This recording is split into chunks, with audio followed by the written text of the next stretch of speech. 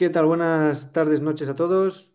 Pues hoy, como sabéis, Luis Jaraba nos va a hablar sobre el apagón que ha habido recientemente en España, a ver si nos arroja un poquito de luz, nunca mejor dicho, en este misterioso apagón. Luis Jaraba es auditor energético y gerente de una empresa de servicios energéticos ESE, así como colaborador en diversas empresas de ámbito nacional en tareas relacionadas con este campo. Así que, adelante, Luis, todo tuyo. Pues nada, buenas noches a todos. Primero, muchas gracias por invitarme a participar en vuestra reunión y pensar que os puedo contar algo interesante en un tema que ya está muy saturado de información. Eh, por eso mismo he pensado que puede ser interesante tanto hablar del apagón como solo de este apagón, sino de otros posibles apagones, porque muchas veces, por lo menos en las últimas 2 semanas, las preguntas que yo he recibido principalmente no ha sido qué ha pasado en este apagón, sino si podría venir otro apagón. Entonces, en vez de llenar, bueno, que había pensado primero hablar un poquito de una serie de cosas más o menos genéricas y probablemente muy conocidas, y luego dar más paso bien a una conversación y que la gente que quiera preguntar cosas, pues pueda preguntar. ¿De acuerdo? En principio todos tenemos, bueno, los que estábamos en España, tenemos muchas anécdotas que contar, todo lo que nos pasó el pasado 28 de abril, que de repente pues España se quedó sin baterías, nos fuimos completamente lo que han llamado y nos hemos enterado de irnos a un cero, que luego nos hemos enterado que realmente es un apagón. Como he dicho, todos tenemos un montón de recuerdos o de anécdotas de a dónde nos cogió cada uno. Unos tuvimos mejor suerte, otros ya sabemos que lo pasaron francamente mal y para mucha gente incluso fue muy agobiante, muy tenso, con situaciones de verdadero miedo, incluso con fallecimientos por causa de lo gran dependientes que nos hemos vuelto de la red eléctrica y de su correcto funcionamiento. Y entonces la primera pregunta que surgió fue ¿qué ha pasado? Una vez que nos dimos cuenta que era un apagón, que nos contaron que era un apagón y que no era algo más serio, porque yo reconozco que la primera vez el primer momento que me enteré que era un apagón a nivel nacional, pues me dio un poquito un vuelco porque no lo veía como muy probable. Y a mí me pilló justamente sentado en un tren, pero a 5 minutos de salir de la estación. O sea que yo tuve la suerte que pues no me pilló en medio de ninguna parte como le ocurrió a muchísima gente. Entonces, sabemos que en principio enseguida empezó a haber posibles explicaciones, posibles eh, orígenes de ese apagón. Ha habido varias propuestas, muchos comentarios, ya hay varias comisiones que están investigando, pero realmente hasta ayer, antes de ayer, no hubo una primera evaluación oficial por parte de un organismo oficial de lo que ocurrió. Ese organismo es el ENSOE, que es un organismo que vincula a todas las empresas de distribución, o sea, todos los operadores del sistema eléctrico europeo y que, como digo, ya ha hecho una primera valoración de lo que ocurrió y esto es un pantallazo de su informe. A las 12:32:57 empezaron a haber una serie de perturbaciones en el sur de España que llevaron a una pérdida de 2.200 megavatios. Si recordáis, en los primeros días se hablaban de los famosos 15 gigavatios. 1 gigavatio son 1.000 megas, o sea que estos 2.200 megavatios equivaldrían a 2,2 gigavatios. Y principalmente todas esas oscilaciones tuvieron lugar en el sur de España, no provenían ni de Francia ni de Portugal. La principal causa de esta bajada de potencia tan súbita fue un incremento del voltaje y una disminución de la frecuencia. Como han explicado muchísimas veces a lo largo de estas semanas, el sistema eléctrico es muy frágil, aunque sea muy frágil porque tienen en todo momento que casar el consumo con la producción. Y eso es así desde que existe el sistema eléctrico. O sea, que podemos pensar que esto es un sistema, pensemos que el sistema eléctrico mundial, los primeros sistemas eléctricos ya tienen más de 140 años de historia. Entonces, hay suficiente capacidad y experiencia para que este sistema se regule, autorregule de manera eficiente hasta que no puede funcionar de manera correcta y se produce un apagón, que estamos todos muy acostumbrados a que haya apagones periódicamente, tanto por motivos meteorológicos como puede ser tormentas o como incrementos de consumo, como puede ocurrir en verano o en épocas de frío intenso con olas de frío. Eh, bueno, pues por lo que sea, la frecuencia, o sea, por lo que sea, aquí si os fijáis, este informe no dice por qué se produjo esa caída de los 2.200 megavatios, por lo que, mm, por lo que fuera que produjo esa bajada, hizo que cayera mucho la frecuencia. La frecuencia normal es de 50 hercios, es decir, 50 oscilaciones por segundo, y cayó a 48 hercios. Esa caída tan grande provocó que inmediatamente empezaran a saltar un montón de protecciones a lo largo de muchísimos equipos de producción y que se empezaron a desconectar en cadena un montón de equipos de generación, que es lo que llevó a los famosos 15 gigavatios de desconexión total en esos 20 segundos. Em, Inmediatamente con el objeto de proteger los sistemas eléctricos tanto de Portugal como de Francia, se desconectaron las líneas francesas. Portugal le fue muy lento y le produjo un colapso de la línea. O sea, no se pudo aislar lo suficientemente rápido del sistema Hasta que español se nos puso a hablar el día de la investidura. y, y por lo tanto, solo pequeñas zonas de Francia fueron afectadas, que estaban más interconectadas con las líneas españolas. Y a las 12:33 y 24, o sea, poquito más de 50 segundos después del primer incidente, todo el sistema español cayó colapsado. Bueno, fue en ese momento cuando nos fuimos a ese famoso cero y bueno, eh, enseguida empezaron el sistema a restablecerse. Es decir, esto no es una situación que fuera completamente novedosa. Sí, en el sistema español ha habido otros países que se han ido, otros sistemas eléctricos que se han ido completamente a cero. Hubo uno en Italia en el año 2013, donde también por casi un día toda la península itálica estuvo sin electricidad. También ha habido casos parecidos donde gran parte de Alemania, parte de Francia y Bélgica han estado con grandes cortes, donde digamos hay sistemas completos que tienen que restablecerse. Y en España, bueno, pues inmediatamente entró en vigor, entró en funcionamiento el sistema que,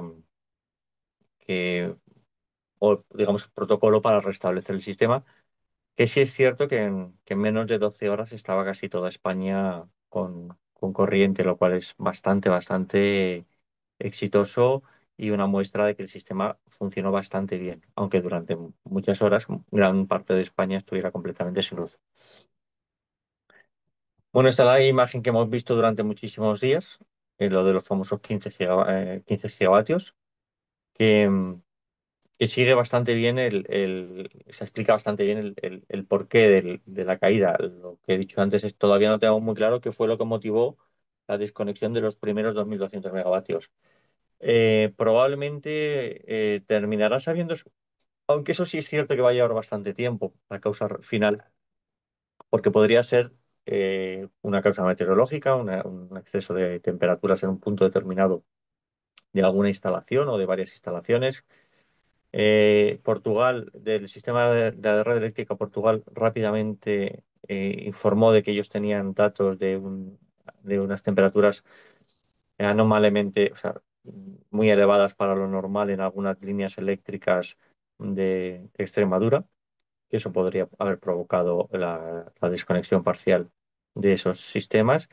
Y es lo que digo, esto tardará bastante tiempo. Es cierto que que, eh, bueno, al estar todo informatizado y depender muchísimo todo este tipo de decisiones que se toman de manera automática de, de datos que están registrados, será cuestión de que los registren.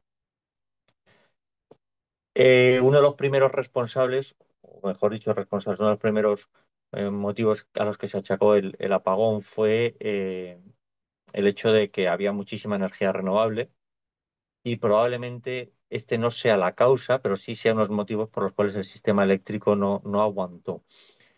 España tiene fama de tener uno de los sistemas eléctricos más robustos del mundo, con una red eléctrica altamente distribuida, muy mallada, con una gran capacidad de reacción.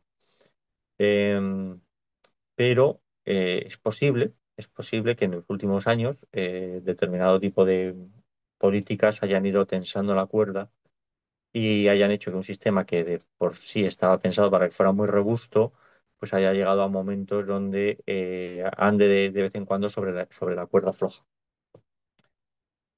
Em, en los últimos meses ha sido cada vez más común encontrar noticias, y aquí que no se ve muy está deformado por la pantalla, pero bueno, a principios ya de una semana, unos días antes, una semana antes, el 21 de abril, se publicó, por ejemplo, esta noticia de que por primera vez el sistema eléctrico había generado el 100% de su energía de fuentes renovables, o más que renovables, que no emitían CO2. Es decir, estamos hablando de renovables y de nuclear.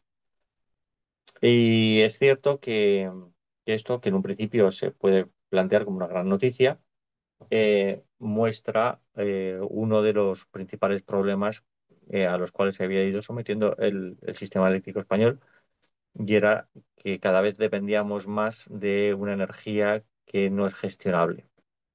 La energía renovable, la eólica y la fotovoltaica, al no ser, al depender mucho de las condiciones puntuales del sitio donde está la planta, tanto del sol como del viento, pues varía muchísimo la cantidad de producción. Cuando hemos ido instalando cada vez más energía renovable, eso ha provocado otra palabra que nos han enseñado estas últimas semanas, que lo que es la inercia, o sea, lo que es la capacidad del sistema para soportar oscilaciones, eh, cada vez fuera menor. Hasta ahora, la inmensa mayoría de los sistemas generadores de energía, hasta hace unos años, provenían pues, de plantas de generación, lo que llaman síncronas, es decir, que lo que tienen en el fondo es energía que se genera a través de una turbina que viene movida bien por agua o bien por vapor, como es en el caso de agua, en el caso de las hidráulicas, y en el caso del vapor, pues en el caso de la generación de gas o de generación de carbón. Esas instalaciones pues tienen una gran capacidad de reacción para, frente a alteraciones incluso muy rápidas, y son las que van dotando de esa inercia al sistema. España ya no tiene plantas de carbón, se cerraron hace varios años. Las plantas de cogeneración o de gas, muchas de las que hay actualmente instaladas están también cerradas porque no es económico su, su- su producción, la energía eléctrica que producen no es económica, no puede, no es rentable. Y las nucleares, que también producen energía a través de vapor, bueno, pues cada vez no solo están cerrando, sino que ahora mismo hay varias sin producir. Eso ha hecho que en una época como es abril, que ya tenemos muchísima energía fotovoltaica y además mm, poquita demanda, porque todavía no tenemos esa necesidad de energía para climatizar, pues en los últimos años la abril siempre ha tenido una alta producción procedente de renovables. Eso ha hecho que los precios de la energía hayan sido muy bajos y, por lo tanto, bueno, pues los operadores de las centrales nucleares hayan ido tomando la decisión de ir cerrándolas porque tampoco era rentable su producción. En los últimos años, como he dicho, la producción fotovoltaica ha ido incrementándose de manera brutal, como podemos ver en esta tabla. El mes de abril como digo, es cuando ya empieza a producir cada vez más la energía fotovoltaica, porque el sol está lo suficiente, o sea, ya está muy, muy alto y empieza a producir con gran cantidad. Y hay una particularidad que tiene la energía fotovoltaica y es que a mediodía, es decir, cuando a mediodía solar, que más o menos coincide con las 12, estamos ahora ya en GMT+2, ¿vale? Pero bueno, em, el mediodía solar, o sea, a partir de las 11 hora española hasta las 2 hora española, en esa franja de horas, es cuando se da el mayor pico de producción de energía fotovoltaica. Y normalmente se produce más, en esa franja horaria se produce más en abril y mayo que en julio, en junio y julio, porque la temperatura ambiente suele ser mayor y los paneles fotovoltaicos pierden muchísimo rendimiento cuando la temperatura ambiente es muy alta. Por lo tanto, en abril y en mayo, a las 12 horas solar, se produce más energía que en julio a esa misma hora solar. Lo cual no quita que en julio y en junio se produzca más energía fotovoltaica a lo largo de los días, porque los días son más largos, solo por eso. Pero, como decía, el pico de producción fotovoltaica se está dando siempre en los meses de abril y mayo. Al, ¿Qué ocurre también? Pues que conforme ha habido más energía fotovoltaica y más energía eólica, como he dicho, pues la energía ha ido cada vez siendo más barata. Y eso ha hecho que los operadores del sistema de las centrales nucleares vayan decidiendo que no les sale rentable el operar con las energías nucleares. De siempre, la energía nuclear, que es una energía que se llama de base del sistema porque apagar un reactor nuclear es muy, muy difícil, lleva muchísimo tiempo. Entonces, los reactores nucleares normalmente siempre están funcionando en su potencia nominal, que es prácticamente el 100%. Eh, un reactor nuclear normalmente no se para más que porque haya una parada programada normalmente para recarga de combustible, como es el caso de ahora el reactor de Trillo, o por una avería. Eh, pero en este momento el parque de reactores nucleares de España pues no está funcionando al máximo de su potencial. Tenemos una central, como he dicho, parada por recarga de combustible y 4 reactores que están funcionando con normalidad. Pero hay otros 2 reactores que deberían estar funcionando, pero hace unos meses pidieron eh, permiso para desconectarse, dado que el precio de la energía no estaba siendo lo suficientemente alto como para que fuera rentable. Se les dio permiso porque la red eléctrica, el operador, les dio permiso por la sencilla razón de que en ese momento se consideraba que no era necesario que estuvieran funcionando y que el sistema tenía suficiente producción renovable. No, no renovable y no renovable como para que en ese momento o sea, que su no funcionamiento supusiera un problema. Entonces, ¿son las renovables la causa? Pues no. Eh, Probablemente hayan sido uno de los motivos por los cuales se produjo el apagón, pero el motivo real, real, ya como he dicho, tardaremos tiempo en saberlo. Lo que sí es cierto de lo que he dicho es que el sistema cada vez es menos resistente.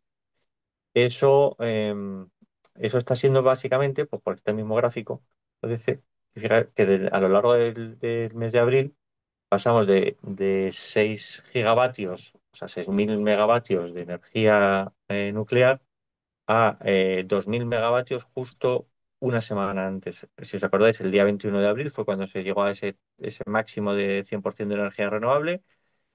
El 28 de abril, la gráfica esa no la tengo, pero vamos, el 28 de abril también solo había 2 reactores nucleares funcionando en ese momento con normalidad.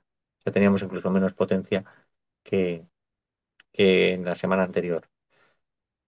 Entonces, el sistema eléctrico en ese día tenía muy, muy poquita inercia y probablemente el motivo entonces no fue las renovables, sino fue una decisión del operador del sistema que decidió operar con muy poquita inercia y decidió en ese momento que no necesitaba ni más nucleares ni más generación no renovable. Y vino algún tipo de incidente que provocó el desequilibrio. La solución para que esto no hubiera ocurrido es probablemente que lo que estamos viendo estos días actualmente es que el sistema eléctrico opere con más energía síncrona. Y eso está haciendo la red eléctrica mediante el mecanismo que llama de restricciones técnicas, que decide que independientemente del precio que hay en el mercado en ese momento, del mercado de OMIE, puede, por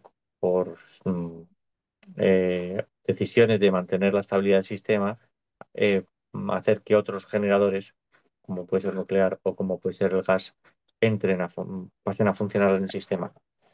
Pero como no quería dar una charla muy compleja sobre cómo son los precios del sistema eléctrico, eso pues, bueno, comentar que ahora mismo el operador ha decidido que haya más energía, menos, o sea, que haya energía no renovable en el sistema, aunque no entre en la fijación de precios. La solución, o digamos, la alternativa a la situación que estamos actualmente, y que permitiría una mayor integración de renovables en el sistema, es que esas renovables dejen de ser 100% dependientes de las condiciones atmosféricas y sean más gestionables. Es decir, que puedan decidir en cada momento la energía que vierten al sistema, no en función de la... Disculpa un momento. No en función de la demanda puntual, sino de una programación, como es el caso de la nuclear o de la hidráulica o del gas. Y eso funcionaría si el sistema tuviera suficiente capacidad de almacenamiento, que ese es quizá el fallo que se ha cometido en la programación o en la estrategia de implementación de energías renovables en España. ¿Por qué? Porque lo que nos ha ocurrido a nosotros ya ha ocurrido en otros sistemas eléctricos en el mundo, es decir, una alta tasa de penetración de energías renovables, como por ejemplo el ejemplo es Australia. Australia tiene un sistema eléctrico muy, muy grande, o sea, de hecho podemos decir que tiene varios sistemas eléctricos que incluso no están interconectados entre sí, y ya hace varios años impulsó el desarrollo de energías renovables, sobre todo fotovoltaica. Ellos tienen muchísimo, muchísimo sol en gran parte podríamos decir, del continente australiano, y han desarrollado una gran cantidad de instalaciones de energía fotovoltaica. Pero siendo conscientes de que su sistema eléctrico, uno, es más antiguo y está en peor estado que el español, y dos, tenía o sea, iba a estar sometido a gran cantidad de incidencias por parte de fluctuaciones de la climatología, pues instalaron una gran cantidad de almacenamiento. De hecho, los primeros mega instalaciones de almacenamiento se instalaron en Australia ya hace unos 6 7 años, y eso ha hecho que su sistema sea mucho más resiliente. Eh, en España no es que nos hayamos olvidado del almacenamiento. De hecho, lo que estamos viendo ahora mismo es el, la planificación que tiene el Plan Nacional Climático, de Energía y Clima de Español, la última versión, que es la del 2023, para o sea, el 21 y el 23, con respecto al almacenamiento. Y vemos que almacenamiento, cuando hablamos de almacenamiento, no estamos solo hablando de baterías, sino también estamos hablando de instalaciones de bombeo, o sea, esas instalaciones que son instalaciones hidráulicas que tienen dos embalses a distinta cota, y almacenan agua, impulsando el agua desde el almacén, desde el embalse de abajo hasta el de cota más alta, y producen energía cuando hacen el ciclo contrario, las instalaciones de bombeo. Bueno, pues ya había previstas para el PNIEC del 2021, para el año 2030 había 20 gigavatios, y ahora mismo tenemos 22,5 gigavatios previstos para el año 2030. Lamentablemente, en la realidad no tenemos, ni siquiera llegamos a las 8 gigavatios, usando todas las tecnologías de almacenamiento actualmente. Es decir, vamos muy, muy por detrás de lo que ya se había planificado. Entonces, cuando se hizo la planificación, cuando se han hecho todas estas planificaciones en los últimos años, Eh, lo que se ha visto es que se ha aumentado la demanda o la instalación prevista de energías renovables.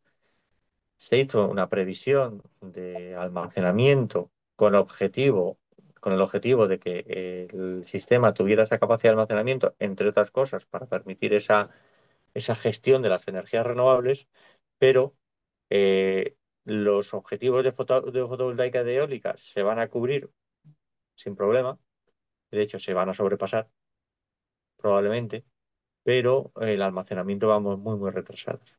Entonces, otra cosa que también ha fallado es ese objetivo de electrificación. Se supone que uno de los motivos por los cuales se quiere instalar tantísima energía eléctrica es que para reducir las emisiones, ese consumo de energía de, eh, que ahora mismo produce CO2, consumos térmicos principalmente, pues se conviertan en consumos eléctricos mediante el uso de equipos eléctricos, calderas eléctricas o calentadores eléctricos, y tanto en el sector residencial y terciario como en el sector industrial. Esa electrificación va muchísimo más lento de lo que nos gustaría o le gustaría al gobierno.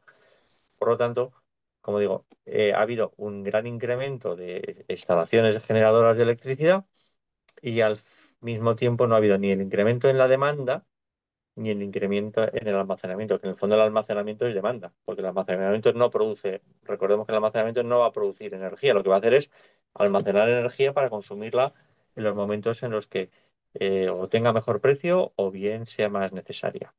Entonces, este es probablemente el principal motivo por el cual se produjo el apagón, o sea, una falta de planificación o más bien una ambición por parte de los distintos actores en la gestión del sistema energético por poder decir que tenemos una gran cantidad de energía renovable y que por lo tanto nuestro sistema eléctrico o nuestro sistema, digamos, nuestro sistema energético global, pues cada vez es más ecológico. Eh, Esto no quita que no se pueda o no se deba seguir avanzando en esta línea. El hecho de que tengamos muchísima energía renovable está haciendo que nosotros como consumidores nos vayamos a beneficiar de precios de la energía más bajos. Llevamos muchos días, y eso también es noticia, cuando dicen que en el mercado eléctrico, el mercado mayorista, tenemos muchas horas de precio cero, incluso precios negativos. Entendemos, por lo tanto, que si los precios en el mercado mayorista son negativos, pues los operadores de esas centrales de generación de energía, que les cuesta energía producir, tienen unos costes asociados a la producción de energía, pues decidan que si encima les va a costar de energía porque no la van a poder vender, sino que van a tener o sea, que van a tener que pagar por verter energía a la red, pues en ese momento pues desconecten. Y ese quizá ha sido el motivo. Que luego termine confesándose o no confesándose, pues como digo, al ser un tema más político que técnico, o sea, el motivo técnico está muy claro. Lo que desencadenó la incidencia puntual que desencadenara esos 2.200 megavatios que se desconectaron inicialmente, que provocó la desconexión en cadena de los 15 gigavatios restantes, o sea, de los otros 13 gigavatios restantes, pues terminaremos sabiéndolo. Pero eso fue un tema puntual, un tema de un fallo de una infraestructura. Pero el sistema debería haber tenido capacidad. Eh, Esta incidencia del día 28 de abril, que terminó en el colapso completo del sistema, no fue única. No ha sido la primera incidencia, ya había habido varios avisos en semanas anteriores de, de los cuales el sistema sí se había recuperado, eh, porque para eso hay un montón de sistemas que permiten la recuperación. Quizás aquí ha sido, como digo, que la caída fue tan grande, tan grande, tan grande que el sistema no tuvo capacidad de aguantarlo y por lo tanto nos tiene que servir como lección para que, eh, bueno, pues no juguemos o no vayamos tanto en la cuerda floja y nos permita aguantar eh, unas, bueno, pues un sistema que permita tener precios baratos, poca emisión de gases de efecto invernadero y además que sea lo suficientemente resistente como para que una circunstancia como esta vuelva a ocurrir. que yo creo que va a ser muy, muy complicado que vuelva a ocurrir porque, como digo, las últimas 2 semanas Red Eléctrica está metiendo muchísima más generación síncrona para, para dotar de energía el sistema. O sea que yo creo que la elección la han aprobado. Prendió. Pero bueno, nosotros hemos sufrido un apagón. Recordemos que hay muchísimos países en el mundo que no es una novedad, que es el pan nuestro de cada día. Están muy, muy acostumbrados y hemos tenido la suerte de que el incidente que provocó el apagón no dañó infraestructura, o por lo menos el daño en la infraestructura que sí lo ha habido fue mínimo porque permitió la recuperación de manera inmediata. El sistema eléctrico está dotado, o sea, tiene varias amenazas que, que pueden hacer que, que los temas de los apagones sean mucho más habituales de lo que son en España, que como digo tenemos un sistema bastante resistente. Probablemente la incidencia que provocó el apagón del 28 de abril sea la primera que hay en esta tabla. El fallo en cascada, por sobrecarga o un error humano. Un error humano puede ser un error en la programación, o sea, en la asignación o en la verificación por parte de algún de personal de una programación tanto de producción como de generación como de consumo. El tema del ciberataque, que también ha sido una de las principales causas que se comentaron desde el principio, que a lo mejor pudo ser o podría ser el motivo inicial de esa primera caída, ¿vale? O sea, si el sistema estaba andando en la cuerda floja, un ciberataque no en una instalación de red eléctrica, sino en alguna instalación de generación, en alguno de los parques eólicos o fotovoltaicos que tienen más peso y por lo tanto una caída suya podría provocar una caída en cadena. Es decir, que un ciberataque en una de esas instalaciones también podría haber sido el motivo. Un evento meteorológico extremo, ya tanto una ola de calor como una ola de frío muy fuerte o un incremento de temperatura muy rápido, que también es algo de los que se baraja como una posible de las causas que provocaran ese disparo, también podría ser. Los incendios forestales, lo hemos visto en California, ¿de acuerdo? Los incendios forestales el año pasado en California provocaron grandes daños a la red eléctrica y por lo tanto eso también provocó grandes apagones. Em, y aquí es donde ya empezamos con lo más problemático, porque normalmente con un fallo en cascada, un ciberataque o un evento meteorológico extremo, a no ser que fuera un tornado, no provocarían daños físicos importantes, es decir, la infraestructura no quedaría dañada o quedaría dañada parcialmente. Un incendio forestal importante ya podría dañar una o varias líneas de las de alta de distribución y eso ya lleva bastante tiempo del el dañar la recuperación. Y aquí ahora viene mi favorita como la probable amenaza para un daño importante del sistema eléctrico, que es una tormenta geomagnética, ¿vale? Luego quiero hablar un poquito más de esto. Como digo, para mí es la que considero que es la que tiene más riesgo. Que aunque su probabilidad sea baja, su impacto sería muy elevado. Porque ataques físicos o sabotaje pues lo más probable es que aunque se produjeran daños físicos, su acción sería limitada porque lo que destruirían, ya fuera una línea, ya fuera una central, ya fuera un transformador o lo que sería más o menos limitado. Y un fallo masivo en centrales, pues sería pues eso, un fallo masivo en alguna central o en varias centrales. Probablemente tendría más lugar, más sentido en centrales eh, tipo eólico o fotovoltaico, que son las que no pueden arrancar el sistema. Y luego un ataque electromagnético, que sería un pulso electromagnético que podría ser un motivado por una explosión nuclear, también provocaría unos daños muy grandes, pero dado que el principal motivo por el cual se puede producir un ataque electromagnético serían por explosiones nucleares, yo creo que las consecuencias serían más bien las que tendrían una guerra nuclear que serían muchísimo más importantes que un mero apagón. Por eso quiero hablar sobre una posible causa de un apagón masivo que, que ya han ocurrido en el pasado y probablemente ocurrirán en el futuro y para el cual desgraciadamente no estamos en absoluto preparados. Las tormentas geomagnéticas se producen cuando el Sol, en cualquier momento de su ciclo, produce grandes emisiones, no ya tanto de radiación, sino de partículas. Partículas, estas emisiones se pueden producir normalmente por grandes llamaradas. La dinámica interna del Sol por el cual se producen todavía no está muy clara, ¿vale? Sí se sabe que hay una cierta correlación entre la intensidad de estas llamaradas y el periodo en el que, o sea, el momento del ciclo de 11 años del solar en el que nos encontremos, pero se pueden producir a lo largo de cualquier momento. Eh, Como he dicho, esto no es tanto radiación, sino son partículas altamente cargadas, es decir, no viajan, son partículas que no viajan a la velocidad de la luz, sino que viajan un poquito más lentamente. Y bueno, pues ahora tenemos la suerte de que se disponen varios observatorios solares en las cercanías del Sol o más cerca del Sol y en la atmósfera terrestre que monitorizan de manera constante el estado del Sol y sus proyecciones bueno, y sus emisiones electromagnéticas. Con lo cual, bueno, pues hasta ahora se pueden captar incluso tormentas solares cuando no vienen hacia nosotros.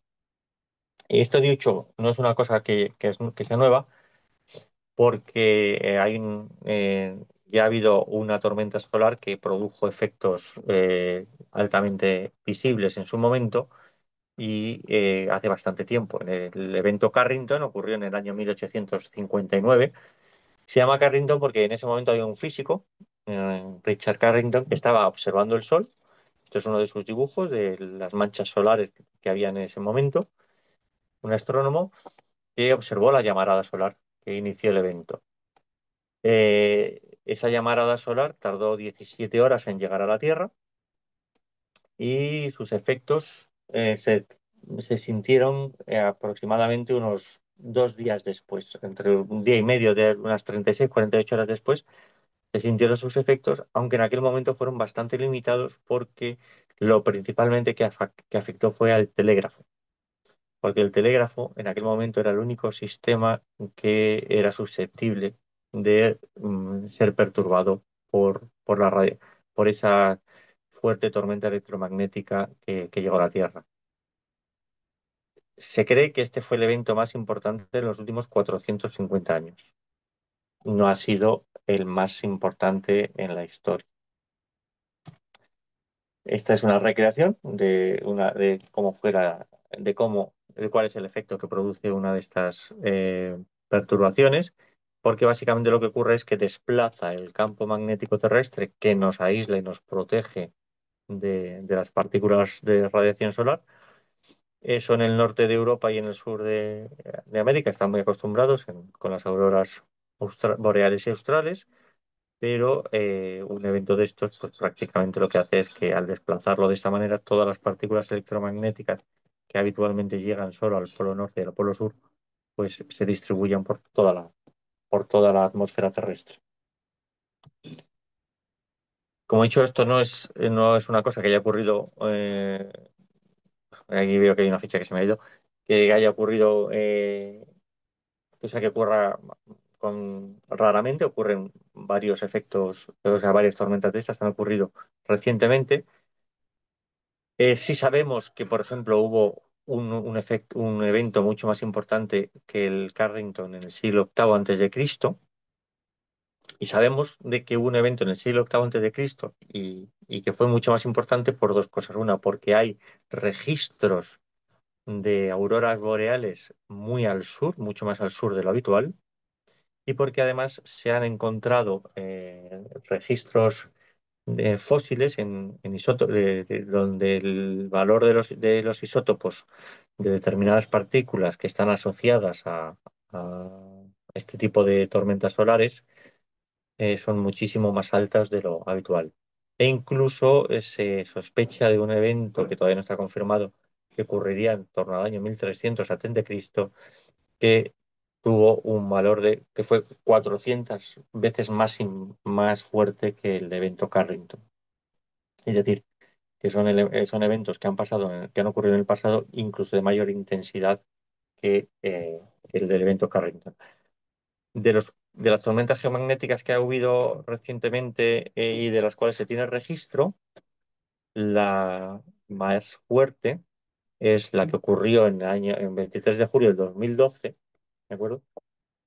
Que habría tenido una intensidad similar al del evento Carrington, ¿vale? Lo único que la evitamos porque en ese momento la llamarada solar fue en otra dirección, o sea, apuntaba en ese momento a otra parte de la órbita terrestre y por lo tanto la Tierra no fue, no la recibió.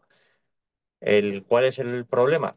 Pues que en caso de una tormenta geomagnética que llegara a la Tierra con esa intensidad, eh, lo que provoca es el daño físico en las instalaciones, sobre todo porque genera corrientes parásitas en todos los conductores eléctricos.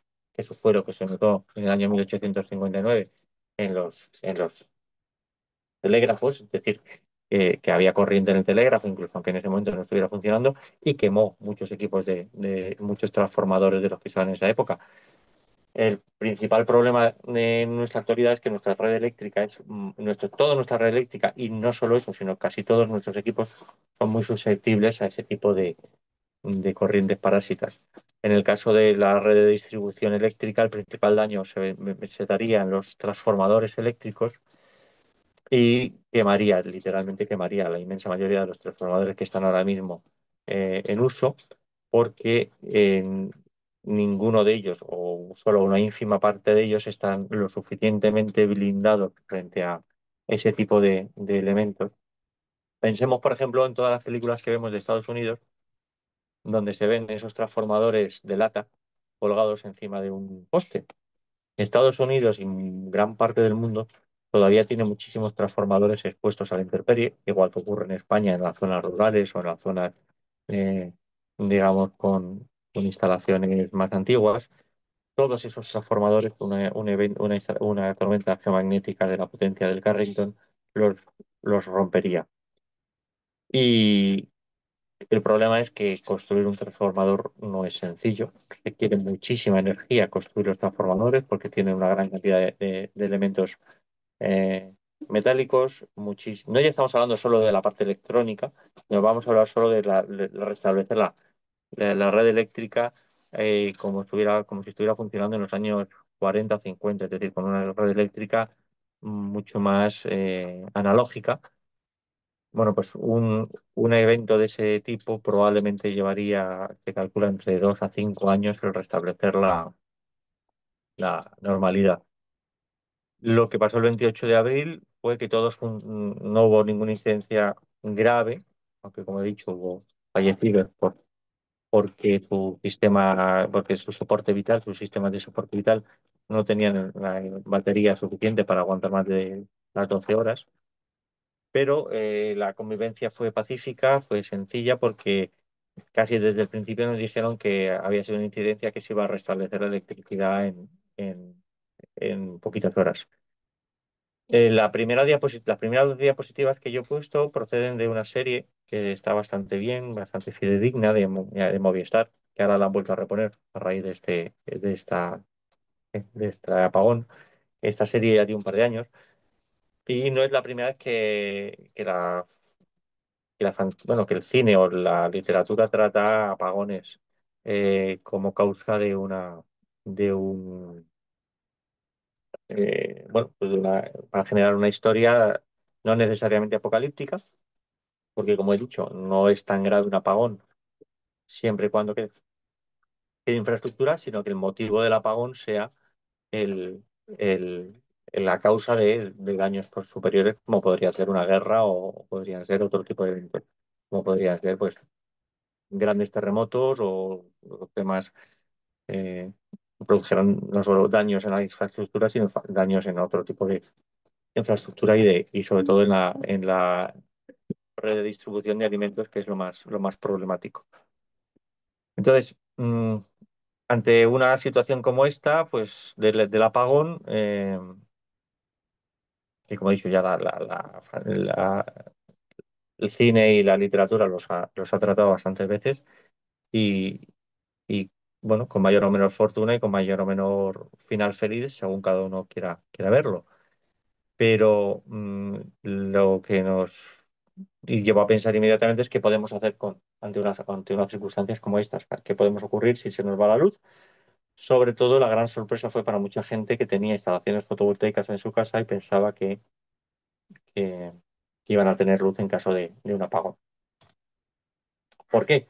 Porque, bueno, pues las instalaciones fotovoltaicas aisladas, es decir, aquellas que no tienen a la red eléctrica, que no dependen de la red eléctrica en ningún momento, pues ya tienen muchísimos años, no es tan raro, o sea, son muy comunes e incluso hoy por hoy siguen siendo una opción para mucha gente que no quiere conectarse a la red eléctrica, sobre todo por el tema del coste.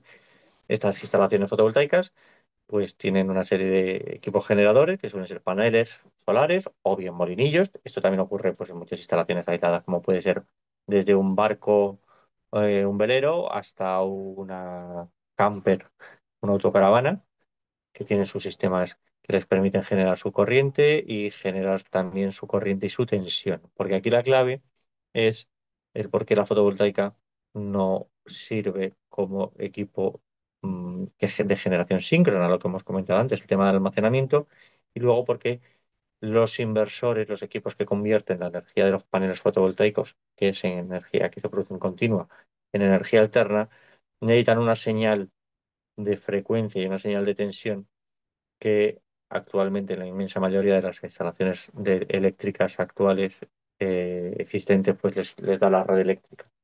En caso de fallo de la red eléctrica, pues el inversor deja de tener esa señal de referencia y se desconecta. Eso no ocurre en una instalación aislada, que el propio inversor ya tiene esa capacidad de generar su señal. Entonces, ¿qué es lo que diferencia una instalación eléctrica aislada de una instalación no aislada, de que depende de la red eléctrica?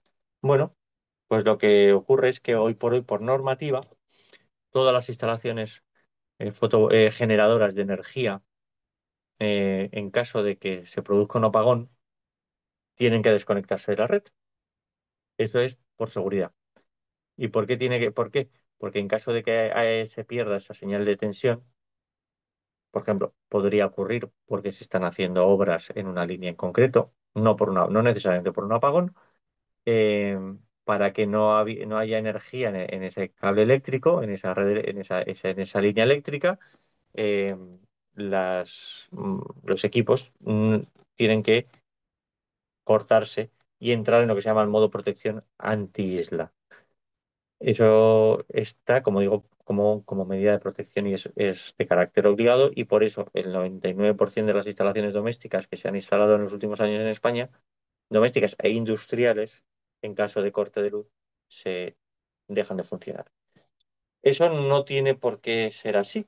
Es posible instalarse, ¿no? Bueno, esto es una instalación de una tradicional, ¿vale? Lo que llamamos de la red eléctrica, que, que realmente la instalación del inversor lo que hace es sigue en paralelo a a la instalación de la red eléctrica. Bueno, pero es posible instalarse una instalación fotovoltaica conectada a la red, es decir, que nos permita coger energía de la red cuando no tenemos producción, como por ejemplo puede ser por la noche, o verter energía a la red cuando tenemos un exceso de excedentes, por ejemplo, a mediodía y con las baterías ya cargadas. Pero esta instalación tiene la particularidad de que tiene un sistema que permite aislarse físicamente, porque tiene que ser aislarse físicamente, tiene un computador que permite que esa instalación funcione en lo que se llama modo isla, es decir, el equipo generador, el inversor, tiene la capacidad, uno, es un inversor especial, lo que se llama un inversor híbrido, tiene la capacidad de generar esa señal de tensión y de frecuencia para no depender de la red eléctrica. Y dos, eh, hay un equipo, un computador que está en el recuadro en verde que vemos, Ahí está, justo a ver si, no sé si se mueve el crono llevo aquí para, para pintar. Bueno, pero en el recuadro en verde se encuentra el conmutador que permite desconectar físicamente esa red eléctrica, la red, o sea, la red interna de la red externa, y por lo tanto disponer de la posibilidad de disponer de tener energía tanto de la producida por la fotovoltaica como de la almacenada en las baterías. Y como digo, esta es la solución ante un apagón. Esto nos permitiría seguir siendo completamente autónomos. ¿Merece la pena? Esa es la segunda clave. Bueno, pues probablemente en el caso de las industrias, cuando una industria tiene consumos que son críticos, y una industria o cualquier consumidor que tenga consumos críticos, como por ejemplo puede ser un hospital, pues ya suelen tener sistemas de respaldo, normalmente generadores de gasóleo, que dan mucha autonomía y son muy fáciles de gestionar y son mucho más baratos que las baterías eléctricas. Entonces, normalmente ya casi todas las empresas o sistemas que tienen consumos críticos que no pueden quedarse sin almacenamiento, sin red, sin energía, pues ya tienen de esos sistemas y por lo tanto ya tienen de esos conmutadores. De hecho, por ejemplo, estos conmutadores, según la normativa, la conmutación solo puede ser instantánea a partir de gran potencia, a partir de 100 kVA. En el caso de instalaciones más pequeñas o en el caso de instalaciones domésticas, tiene que haber un corte. No, el corte sí tiene que ser, tiene que llevar un tiempo, varios ciclos, de tal manera que es lo que vemos en las películas, de que cuando hay un corte, se va la luz, te quedas a oscuras y al cabo de unos segundos entra el sistema auxiliar y vuelves a tener luz. En algunos casos sí se pueden tener sistemas, como digo, sistemas que sean de conmutación automática y por lo tanto ahí el seguimiento es casi instantáneo y no se tiene por qué ni siquiera percibir. Em, en el caso de una instalación más pequeña, que no tenga ese tipo de sistemas de respaldo, o por ejemplo una vivienda, pues va a depender mucho del coste, o sea, del coste que puede llevar ese sistema. En el caso de una doméstica, que se pueden poner grupos electrógenos, de hecho hay mucha gente que tiene su grupo electrógeno, bueno, pues lo que he dicho, el grupo electrógeno tiene la ventaja de que genera sincronía, porque tiene un generador síncrono, con lo cual no necesitas otro sistema de respaldo. Eh, si ya tenemos una instalación fotovoltaica, si ya tenemos una instalación fotovoltaica con un inversor que no es híbrido, que no tiene esa capacidad, una posibilidad sería poner el conmutador va a ser obligatorio, y luego poner un grupo electrógeno pequeñito, no necesariamente para que genere toda la potencia, pero sí para que genere la señal de la red o sea, la señal que permita sincronizarse el inversor. Y eso pues podría ser más barato que cambiar el inversor, teniendo en cuenta que un grupo de estos puede estar por 400 euros, 300, 400 euros, y el conmutador, que va a ser, como digo, es obligatorio. Los conmutadores van a depender mucho el coste dependiendo de la potencia que tengamos que conmutar. En el caso de un conmutador doméstico, pues a lo mejor estaríamos hablando de unos 500 euros. Es decir, que a lo mejor por 1.000 euros podríamos tener una instalación aislada con un pequeño generador, con su conmutador, independientemente de tener fotovoltaica o no. ¿Que queremos más energía, más potencia? Pues podríamos o bien disponer de un generador de gasóleo más grande o bien disponer de otras fuentes como podría ser fotovoltaica.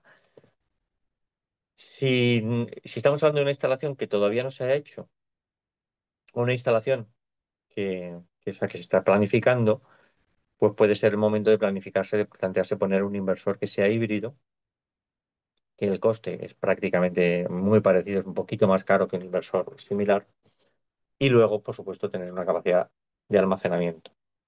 Porque aquí lo caro son las baterías. Realmente lo caro son las baterías. Una instalación doméstica, por ejemplo, de 4 kilovatios de generación, sin almacenamiento y sin computador, pues en función de la cubierta o de las orientaciones y tal, pero bueno, podríamos estar hablando que no debería costar más de 5.500 euros, 6.000 como mucho. 4 kilovatios. Si le ponemos una capacidad de almacenamiento, a lo mejor a esa instalación, normalmente cuando ponemos una instalación sin almacenamiento, la fotovoltaica que se pone es más pequeña porque, porque vas a ajustarte un poquitín en función de la demanda diaria, no de una prevista de almacenamiento.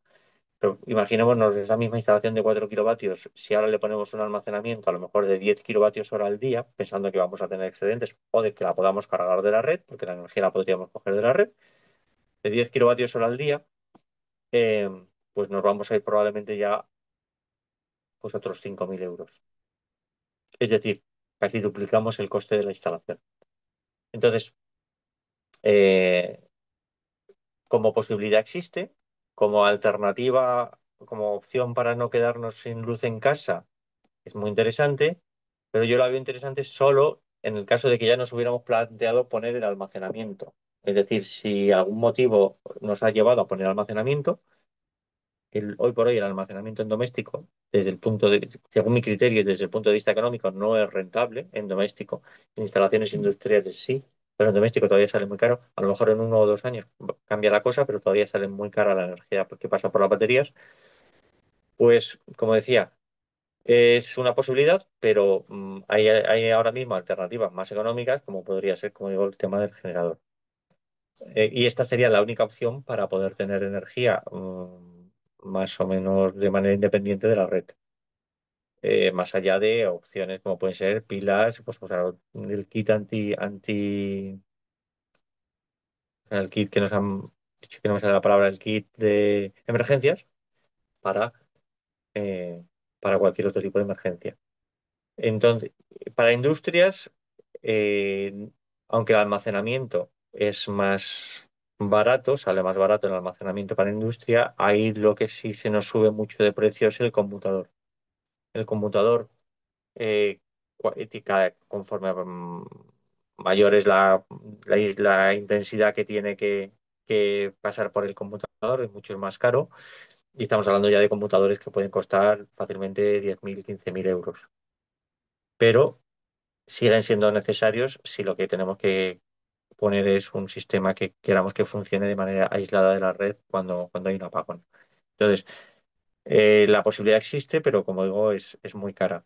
Hoy por hoy, desde un punto de vista económico, los grupos electrógenos siguen siendo la solución más fiable. Y en caso de una tormenta electromagnética, en caso de una tormenta electromagnética, el problema es que gran parte de nuestra instalación se vería afectada a no ser que estuviera blindada contra este tipo de partículas. Este tipo de blindajes consiste básicamente en que los equipos más susceptibles de sufrir este tipo de interferencias o de corrientes parásitas estén blindados en jaulas de Faraday, es decir, transformadores o inversores o incluso por el propio grupo electrógeno estuvieran blindados y disponer de protecciones de un sistema de protecciones que permitiera aislar la vivienda o aislar sobre todo la vivienda de las corrientes que pudieran venir del exterior ante un caso de estos.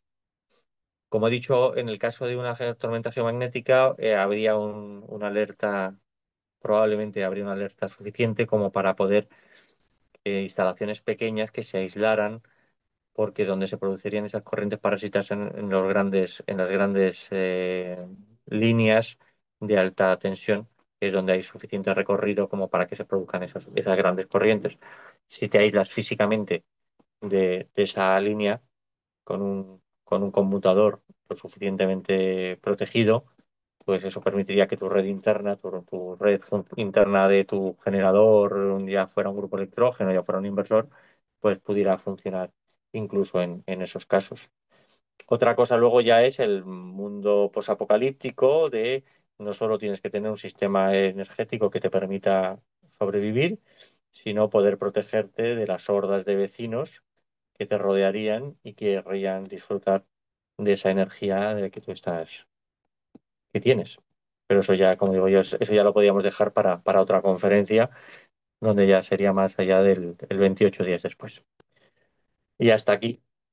un poco lo que tenía preparado y ahora pues lo que vosotros queráis preguntar. Espero no haber sido muy aburrido. Muchas gracias, Luis. Muy completo, o sea, desde explicarnos las posibles causas hasta decirnos cómo se puede estar preparados, ¿no? Tanto en casa como en la industria. Así que muy completo.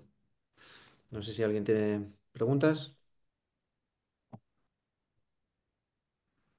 Como son tantas cosas técnicas, pues a veces uno no Vale, sabe. es respuesta, ¿verdad? Yo quería preguntar, soy Paco Roser. Sí. Me ha parecido muy interesante, muy completa la charla, muchas gracias. Pero hay una cosa que indirectamente a la red eléctrica no se comenta y es el fallo de las comunicaciones. Hoy en día todos tenemos teléfonos móviles, ya no hay fijos. Los fijos hubiesen funcionado seguramente sin problemas, y además de que todos los sistemas de alarma de las autoridades están funcionando a través de sistemas de móviles. Entonces, yo creo que salvo la gente que era realmente dependiente de la electricidad, como enfermos y cosas de esas, lo que más nos llamó la atención era que no podíamos comunicarnos.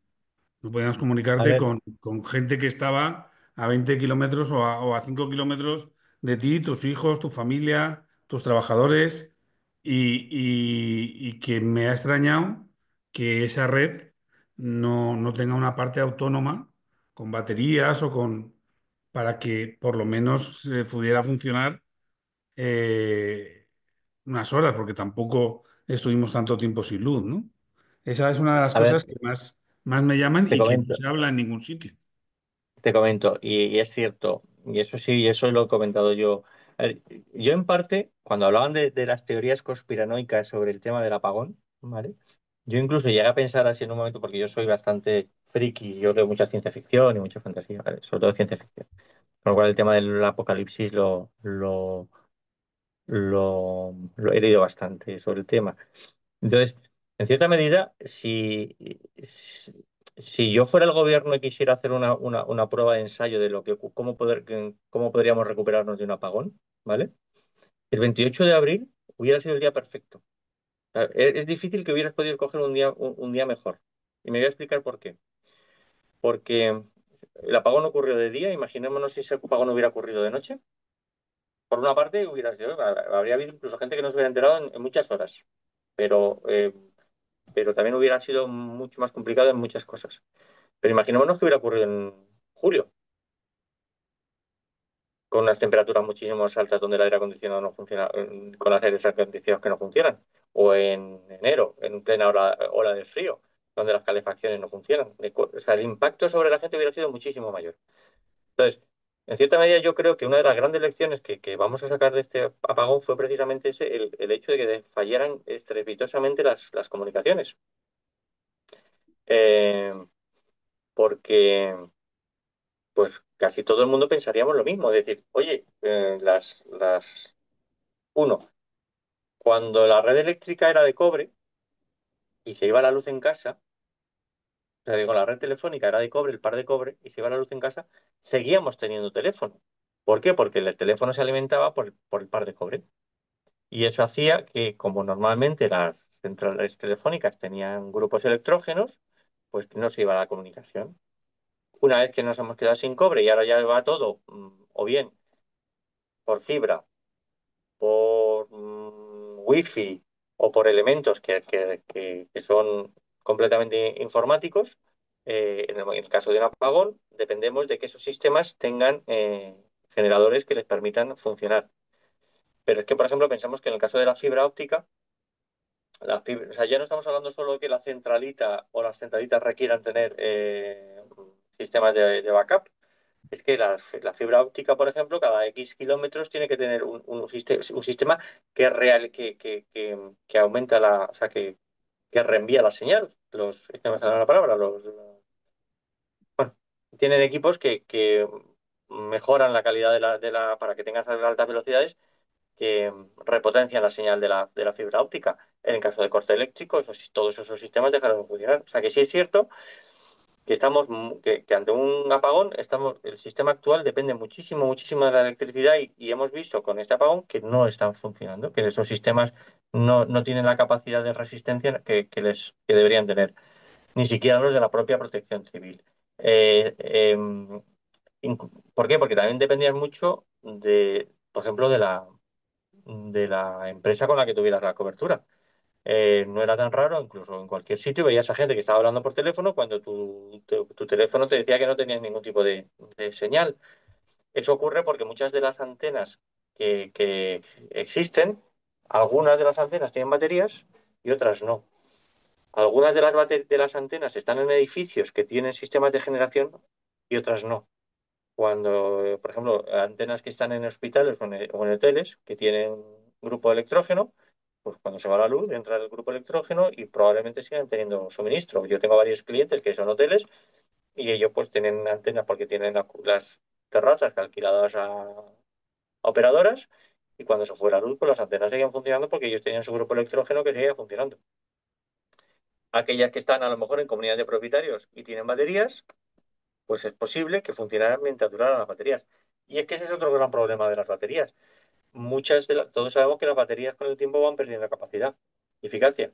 Las instalaciones de antenas que están en postes con baterías que tienen muchos años, pues probablemente el estado de las baterías no se han ido reemplazando con la frecuencia o en el momento que se considerara que eran oportunos. Ante un apagón, pues la batería a lo mejor estaba con una capacidad de un 30, un 40, un 50% y duró mucho menos de lo que estaba previsto.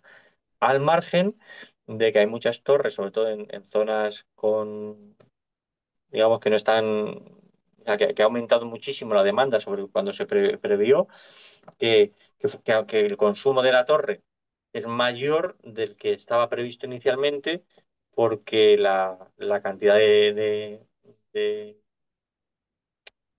comunicación que tienes, o sea, de conexiones que tienes, es mayor de la prevista inicialmente, con lo cual, si había las baterías que tenían prevista una capacidad determinada y por lo tanto una duración determinada, pues también en momentos como estos se agotaron muchísimo más rápido. Entonces, yo espero que una de las lecciones que saquemos es no ya solo lo de tener pilas en casa, la radio con manivela y esas cosas que nos están vendiendo desde el mismo día, sino que los que tienen que tomar lecciones son las instituciones y los que son responsables de ese tipo de emergencias para ver, oye, que no puede ocurrir que de repente nos quedemos completamente sin información y, y ellos mismos se quedarán sin sin esa capacidad de comunicación.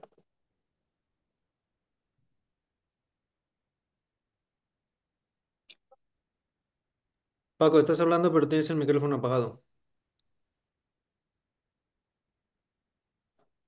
Que otra cosa que me ha llamado mucho la atención es que Cofrentes esté con permiso de desconexión cuando estás hablando que el sistema necesita inercia y que Cofrentes es una instalación hidroeléctrica también de un complejo hidroeléctrico de los más grandes de Europa que trabaja con la energía nuclear haciendo ese bombeo que comentabas antes, cuando sobraba, por ejemplo, por las noches, cuando sobra energía nuclear, bombeando a los pantanos altos y luego cuando es necesario, bombeando las presas hidroeléctricas y que hayan permitido que se pare un complejo como esos que está dando inercia al sistema. No lo puedo entender. Es que esa yo creo que es la clave básica para entender un poco lo que... Mirad, voy a compartir ahora una pantalla. Como tampoco quería llenar mucho la charla con cosas estas, voy a compartir una pantalla esta. A ver qué tal se ve. Vale. A ver, esto es el precio del mercado diario del día 1 de mayo, ¿vale? Podemos verlo de unos días anteriores, por ejemplo, el del día 28. El del 1 de mayo, si os fijáis, todavía sigue siendo interesante, ¿vale? Estos son precios, el del día 28, donde vemos que el precio no es el precio que pagamos en la factura, porque recordad que luego hay muchísimos más conceptos en el precio de la factura, ¿vale? Pero este es el precio, digamos, principal, la principal componente del precio de la factura. Básicamente esto es un poco lo que va a recibir, parcialmente podemos decir lo que va a recibir el que produce energía y la vende y no tiene un contrato bilateral. Pues vemos que durante muchísimas horas del día, ¿vale? Pues no solo va a cobrar poquito, sino que hay horas del día donde va a tener que pagar. Como esto es un escenario que se llevaba repitiendo muchísimos días, o sea, no es una cosa de ahora, esto está, o sea, aquí no había que pagar, pero sí con precios muy bajos, ¿vale? Pues si yo la nuclear para cubrir gastos necesita un mínimo de 20 euros megavatio. Si el mercado está no ya solo por debajo de 20 euros megavatio, sino estoy en 5, 6, 7 euros megavatio negativos, pues a esa industria no le sale a cuenta. Entonces, como esto ya se estaba repitiendo desde hace mucho tiempo, desde hace varias semanas, y sobraba potencia, ese es el tema, que estábamos sobrados de potencia, y no, pues, eh, pues se les pidieron permiso y se lo concedieron, que es pues, quizá donde el operador del sistema probablemente por, por indicaciones o sea, por otra parte, lo que he dicho, para la energía eléctrica hay que casar instantáneamente generación con producción, o sea, con, una producción con demanda. Si yo quiero que entre más producción renovable, yo político, yo quiero que entre más producción renovable, tengo que quitar producción no renovable. Entonces tengo que hacer que producción que ya está funcionando, que es la nuclear, deje de funcionar y que en este caso que paralicen para que yo pueda meter más renovable, porque si no, no puedo meter renovable. Si me está dando una central, me está dando 1000 megavatios de no renovable, yo no puedo meter 1000 megavatios de renovable, tengo que primero quitar esa. Entonces, yo creo que el gran problema aquí ha sido que por criterios políticos se ha decidido priorizar las renovables pensando que el sistema tenía una capacidad de resistencia mayor que la que luego al final ha demostrado, teniendo todavía no tenemos claro qué fue lo que causó el primer desequilibrio, pero si tú eres un malabarista y estás andando en la cuerda floja, ¿vale? No es lo mismo andar cuando tú estás andando por una losa de 30 centímetros de ancho que por una de 20 centímetros, que por una de 5 centímetros, y ahora de repente vamos en la cuerda floja. Pues cuanto más fino es la superficie por la que estás andando, más fácil es que un pequeño empujoncito te tira al suelo. Y yo creo que aquí el problema ha ido que cada vez han ido estrechando cada vez más la, la superficie por la que iba andando el, el sistema, hasta que de repente pues cayó. Entonces, Pero, eso pero yo tenía entendido que el Estado, tanto a las nucleares como a las térmicas, les paga una cantidad de dinero para que estén activas, produzcan o no. no, eso no es así. De hecho, o sea, es lo que te decía, ahora mismo, o sea, hay una serie de mecanismos, o sea, las centrales, o sea, cualquier generador cuando va al mercado puede ir de dos maneras. Uno, ir a vender energía al mercado diario, que es ese mercado que os he enseñado, el de OMIE, que digamos los precios se fijan diariamente, o puede vender a futuros, puede hacer lo que se llama un PPA, que es un acuerdo, de decir, yo te voy a vender determinada cantidad de energía de esta manera a lo largo del tiempo a un precio fijado. Entonces, en general, hay una gran cantidad de energía que se fija en mercados a futuros, en ese tipo de acuerdos de venta de energía, con lo cual tú ya como productor tienes garantizada una cantidad de energía. Pero hoy por hoy todavía siguen siendo muy minoritarios. Esa es la fuente de financiación a la que recurren sobre todo los nuevos planes, los nuevos proyectos de energías renovables, porque les garantiza unos ingresos más o menos a largo plazo. Lo que pasa es que mucha gran cantidad de energía no se suma, no entra dentro de esos sistemas. El mecanismo que existe, que es el que tú has dicho, para retribuir a esas empresas que están generando, aunque no les salga cuenta, digamos, son lo que entran dentro de lo que se llaman las restricciones técnicas, que esas se van fijando día a día. Voy a poneros, por ejemplo, ahora el tema de los mercados eléctricos. A ver, compartir otra.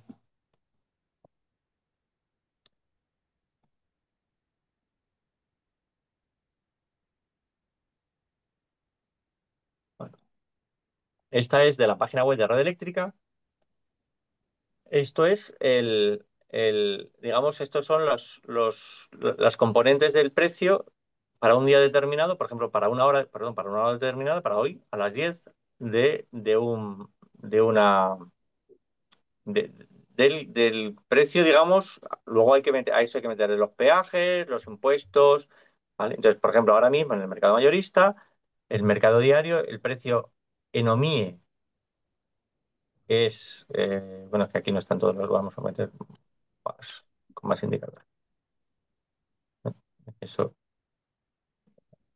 mm, bueno, veis que ha ido la variación, la gráfica se parece a la que hemos visto anterior para hoy, ¿de acuerdo? Que la voy a volver a abrir para que veáis.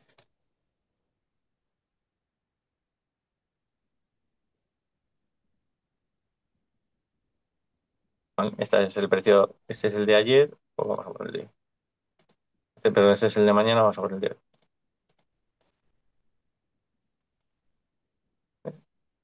La gráfica se parece, pero es más alta. Aquí este precio es de 122 y aquí llegamos a 127. Esos 4 euros en concreto son los otros componentes que tiene, que hay muchos de los componentes que tiene, que son todos estos que veis aquí. Que hay componentes que valen cero en estas horas, ¿vale?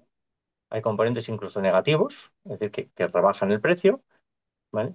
Y luego, todos estos componentes se van fijando tanto en mercados intradiarios como por la propia operador del sistema. Y el principal de ellos es el de, eh, voy a ir un día que haya tenido, esto es una semana. Mira, por ejemplo, aquí tenemos el precio de los desvíos, hay unas restricciones técnicas, hay un ajuste. Mm, restricciones, ¿veis? Este, cuando el precio es cero, en esa hora era cero, pero aquí tenemos una componente que es 33 euros megavatio. Y el precio no mí en esa hora era cero. Pero hay una componente y estos son lo que decía antes de restricciones técnicas. Y estos son costes asociados a hacer que el sistema funcione. Y básicamente en estos momentos está haciendo que la eólica, la nuclear, o alguna nuclear, o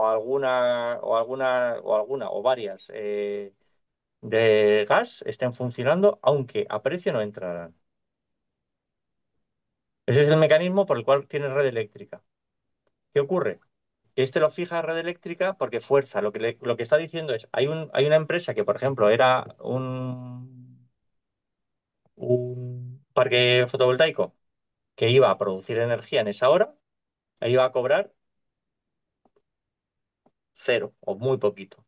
Y por lo tanto, pero a ellos les salía a cuenta.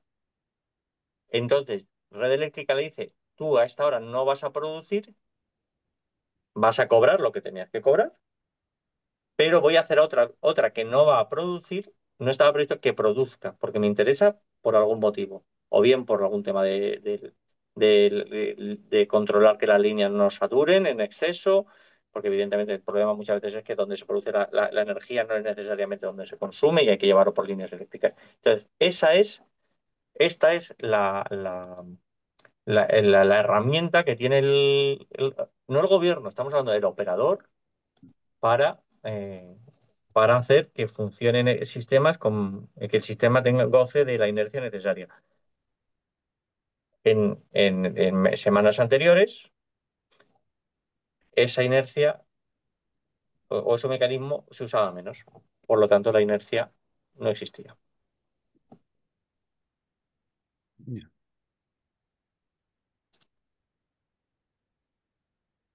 Y de lo que has comentado del doméstico, ¿has oído hablar del interruptor toscano? Creo que te refieres a este. Eh,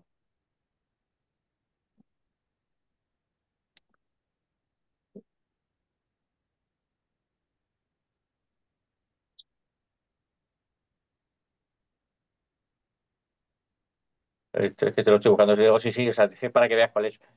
Sí, eso es un computador. Mira, este es.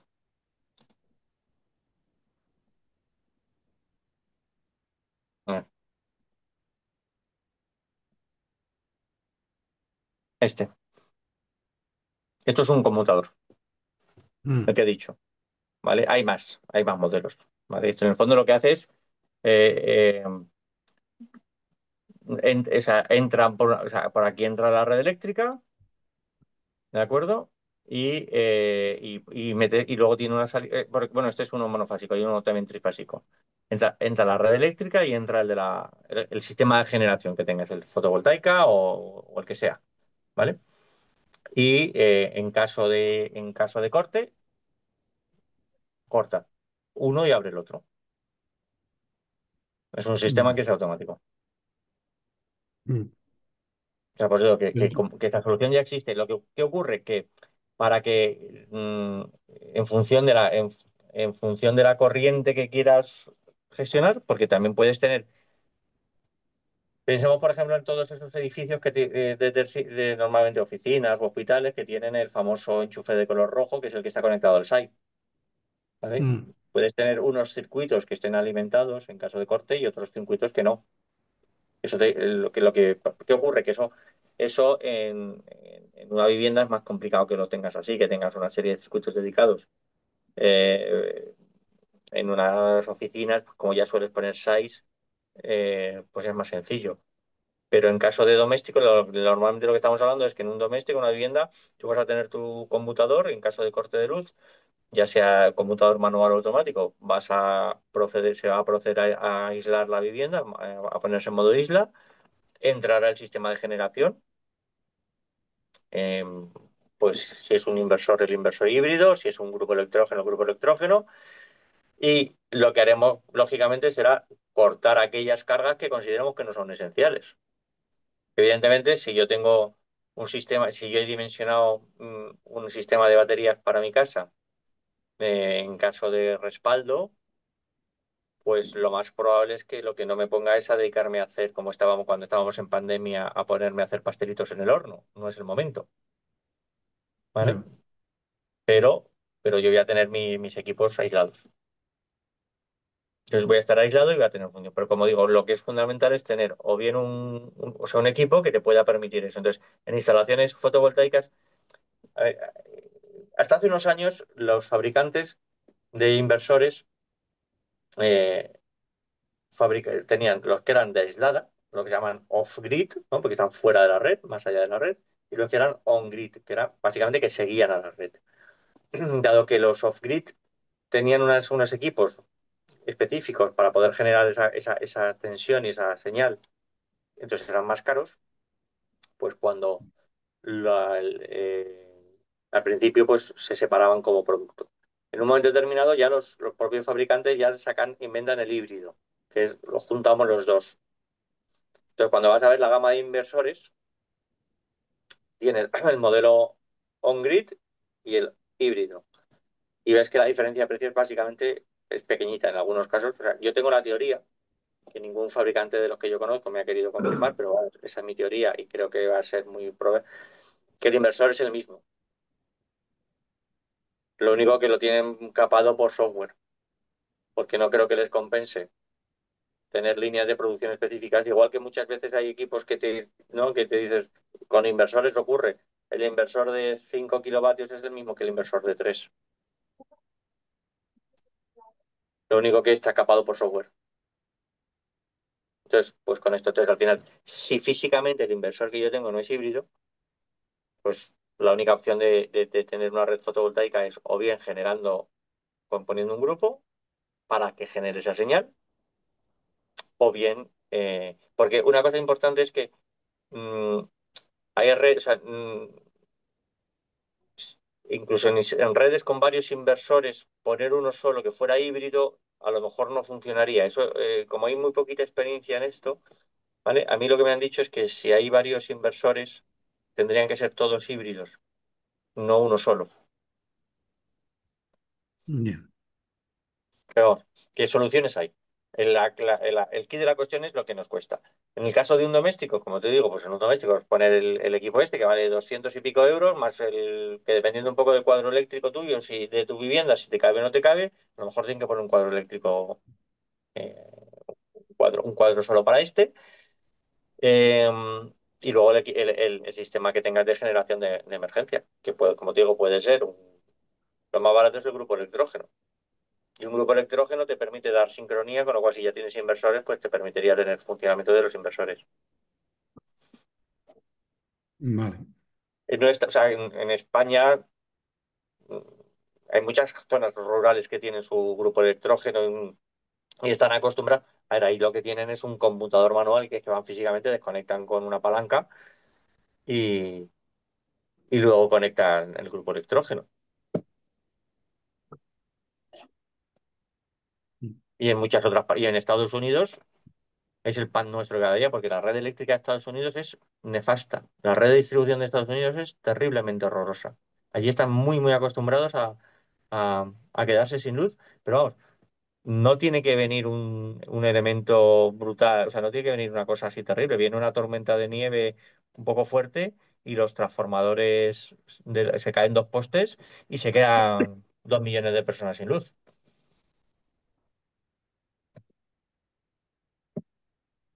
Otra cosa que se ha puesto ahora más en alza es el tema de Internet vía satélite y comunicaciones vía satélite, ¿no?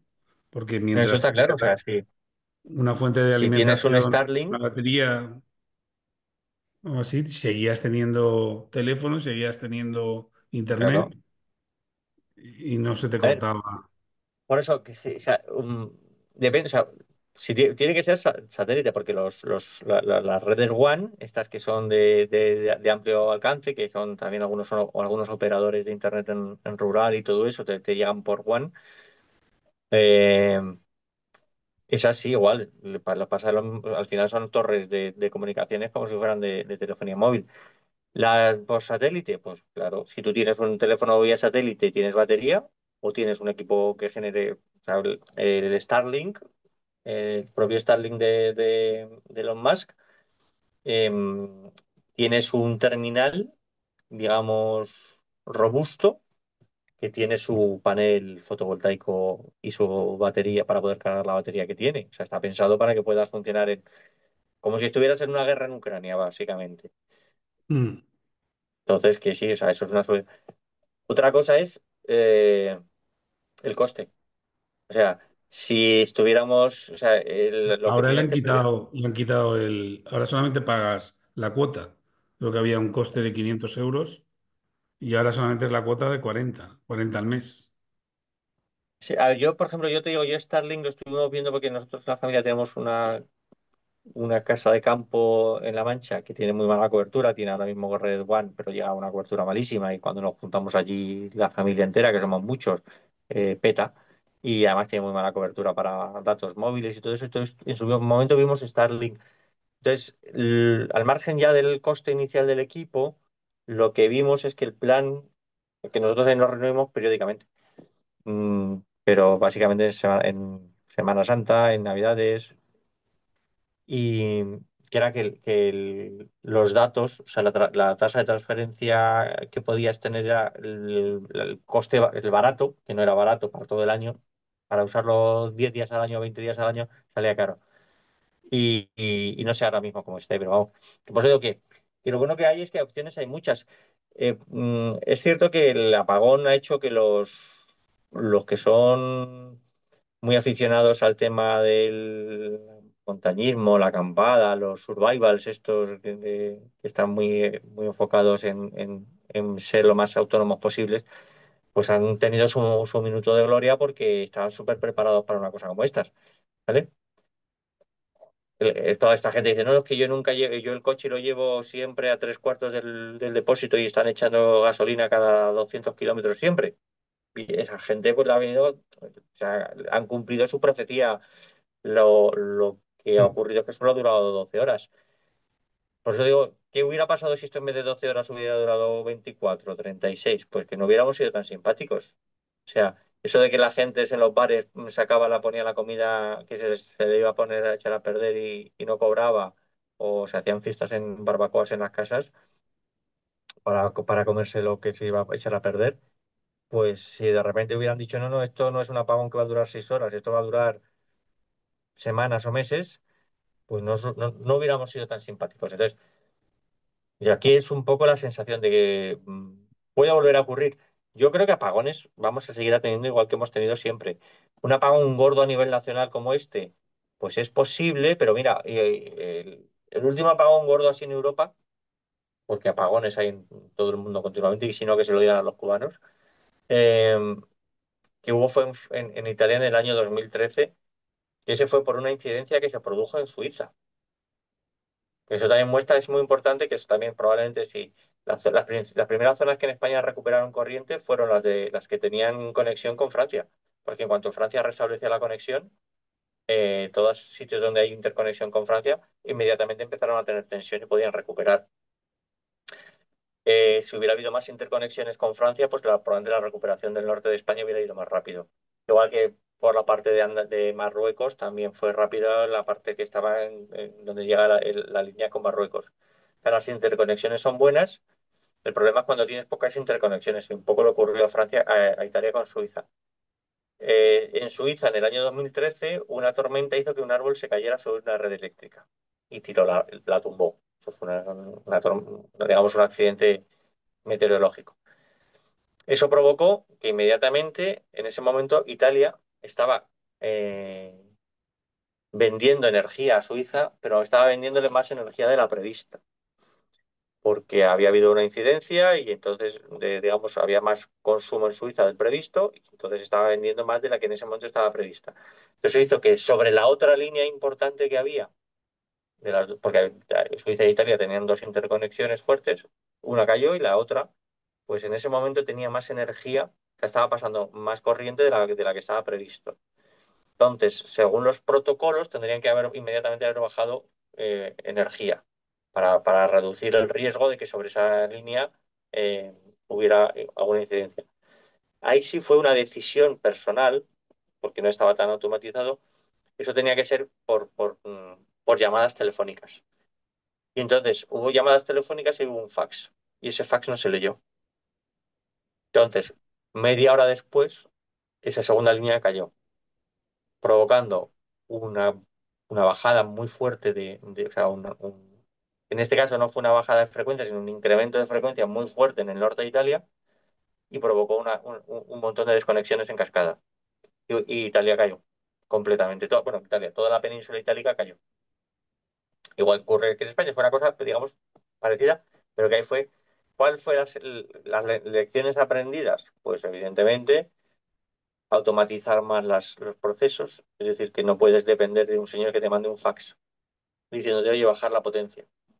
Estamos hablando de hace 12 años, que no estamos hablando de hace tanto tiempo, que pensaríamos que esto ya tendría que estar mucho más eh, automatizado. Lo que esto nos muestra es que, como he dicho antes, el tema de las redes eléctricas no es nuevo. La red eléctrica y la sincronía de la red eléctrica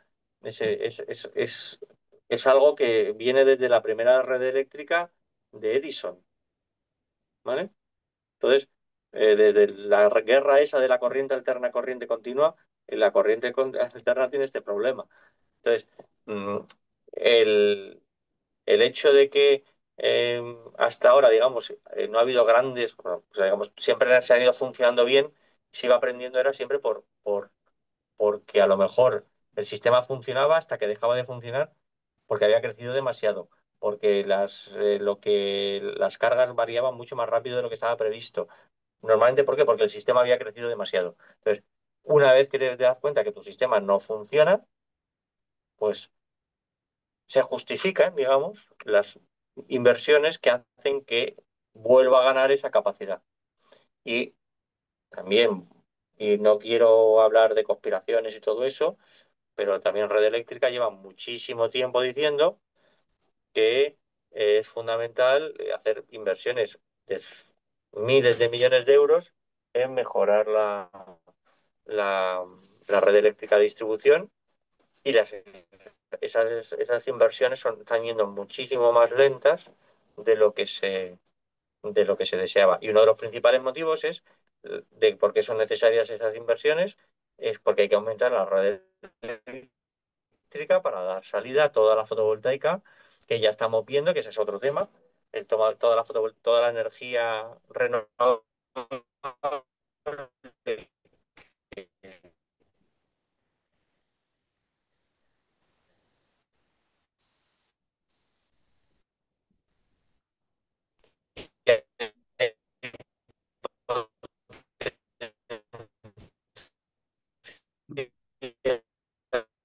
de producir, pero no se está produciendo llevar esa línea, esa energía desde donde se produce hasta donde falte potencia, que nos sobra, útil y que pueda llegar a los puntos de consumo. El apagón se produjo por falta de una estrategia a cabo. Había planes, lo que hemos dicho, había muchos planes de llevar a cabo mucha instalación de renovables, eso sí se han cumplido, muchos planes de almacenamiento que no se están cumpliendo, planes de aumentar el consumo eléctrico que no se están cumpliendo y planes de hacer grandes inversiones en red de distribución que no se están cumpliendo.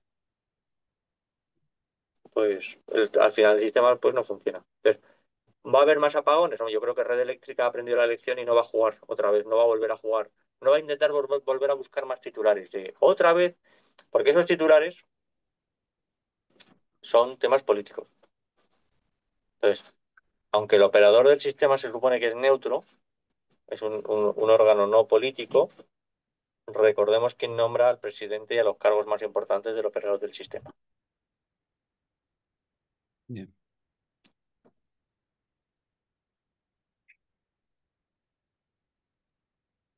Bueno, no sé si alguien más tiene una pregunta y si no vamos acabando, que ya nos hemos pasado un poquito de la hora.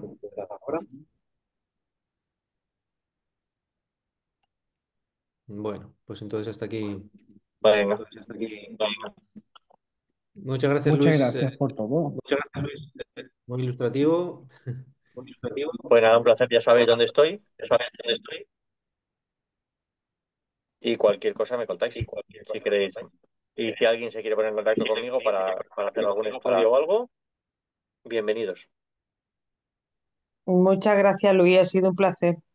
Oye, Venga, y hasta ya luego, Mari. como broche final de mi ignorancia, y todos esos beneficios que tiene la eléctrica, ¿el gobierno no les podría obligar a poner una parte de ese beneficio, un tanto por ciento mínimo, en reforzar las redes para ir haciéndolo poco a poco?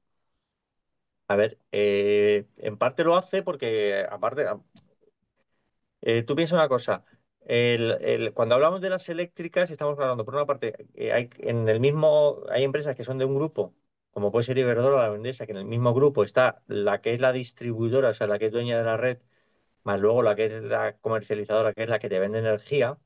Normalmente las comercializadoras son las que tienen los grandes beneficios. Eh, También hay muchas empresas eléctricas que son comercializadoras solo, o sea, solo venden energía, que no tienen red de distribución. Inversiones se están haciendo y se están haciendo muchas inversiones. También hay un problema y es que muchas de esas inversiones son muy lentas de hacer. Parece mentira, pero hay parques fotovoltaicos y parques eólicos que, que era necesario o iban vinculados a crear, a poner una una línea de salida para poder sacar toda su potencia o una subestación, y el parque fotovoltaico está hecho, pero la red no está. La línea no está. O sea, ¿por qué? Porque hacer una línea que a lo mejor son 10 o 12 kilómetros, que pasa por no sé cuántos propietarios, por 6 términos municipales, eso es eterno. Entonces, incluso aunque las declaren como obra de interés público, a nadie nos... O sea, ahí los ingleses tienen una expresión muy interesante que es la de not in my backyard, ¿no? No en mi patio trasero. O sea, todos queremos la energía limpia, todos queremos renovables, todos queremos que sea lo más barata posible, pero nadie queremos nada en nuestro patio trasero. Nadie queremos que nos pase una línea de alta tensión por nuestro patio trasero. No queremos que nos pongan molinos de viento en nuestro patio trasero. ¿Por qué? Porque no queremos. Queremos. Entonces, lo que tenían las energías, bueno, digamos, las grandes plantas de generación, es que afectaban a unos cuantos, pero afectaban a relativamente poca gente. Que te pongan una nuclear en un pueblo, en no sé dónde, Y recordemos que España ya desde hace muchísimos años no solo no se ponen nucleares, sino que se quitan. Pero lo mismo ocurría con una térmica o con una hidroeléctrica. Nadie quiere tener una central energética cerca, pero luego queremos la energía. Entonces, el problema es muchas veces más los largos plazos de tramitación que llevan esto que el que no haya planificación, porque uno ve la planificación que tiene Red Eléctrica y dice, vamos a invertir no sé cuántos mil millones, y lo tienen ahí en los planes y las líneas que hay. Lo que pasa es que empiezan, desde que hacen el plan hasta que se monta la línea pueden pasar 10 años. Porque yo, por ejemplo, tengo con un cliente en Almería una línea de evacuación de una eólica de una de las sierras que hay por el norte de Almería, que era una línea de 400.000 kilovoltios, de las muy grandes, que eran como 60 kilómetros, y cuando no resolvían una papeleta en un municipio, les venía en el siguiente, y cuando no en el siguiente. Y entonces, pues yo creo que llevamos desde el 2017 y la línea todavía no está hecha. Claro, que se queda obsoleta antes de terminarla.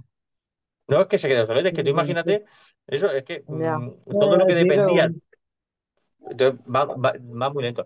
Y de hecho, a ver, piensa una cosa, cuando el gobierno le dice a una empresa, tienes que pagar esto, al final sabes quién lo va a pagar. Tú. pues no, no, pues ya lo sé.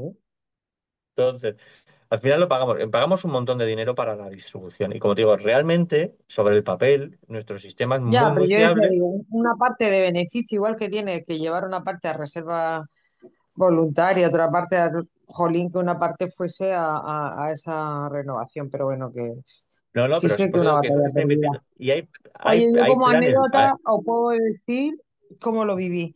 Eh, porque claro, mi empresa son cárnicas y el frío es un Ujú. punto crítico de lo que tenemos. Entonces, tenemos generador en las dos empresas, en una funcionó y en la otra no. O sea que bien. Eh, y como anécdota también este hombre del gasoil nos contó que el 90% de los generadores que fue a llevarle el gasoil no funcionaban. Porque no Es que es tenemos los así. mantenimientos, y en fin. Y en Pero bueno, esto, nada, aprenderemos la lección. por eso te digo que dentro Os de lo que dejo cabe porque tuvimos. mi niña necesita dormir. Venga, venga, vale. Hasta luego, un beso. Bueno, ya Gracias, un abrazo y buenas Hasta noches. luego. vamos Por eso yo terminando. digo que tenemos la suerte de que fue el 28 de abril, a mediodía, Tony, con tu micrófono encendido se produce eco, te voy a mutear. Ok. ¿vale? O sea, que yo ahí creo que lo bueno es que podía, o sea, ese mismo, un apagón así en otras fechas, en julio, con una ola de calor gordísima y esto, imaginaos.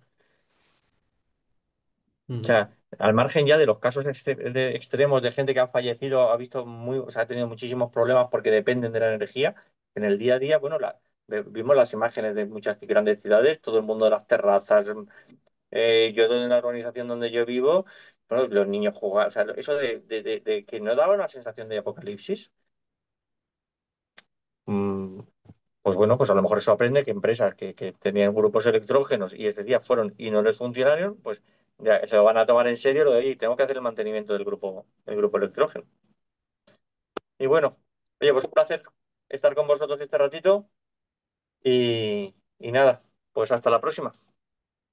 Perfecto, Luis. De nuevo, muchas gracias. Y bueno, pues habrá más ocasiones. Espero que no sea por catástrofes como esta.